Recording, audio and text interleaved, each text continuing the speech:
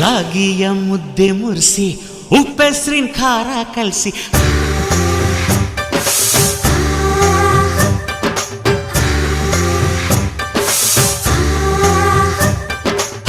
ರಾಗಿಯ ಮುದ್ದೆ ಮುರಿಸಿ ಉಪ್ಪೆಸರಿನ ಖಾರ ಕಲಸಿ ರಾಗಿಯ ಮುದ್ದೆ ಮುರಿಸಿ ಉಪ್ಪೆಸರಿನ ಖಾರ ಕಲಸಿ ಬೆಳ್ಳನೆ ಬೆಳ್ಳದಿಂಗಳಲ್ಲುಂಡೆದ್ದು ಉಳ್ಳಾಡೋದು ಬಣವೆಯ ಮೆತ್ತೇಲಿ ಗಂಡನ್ನ ಮುದ್ದಾಡೋದು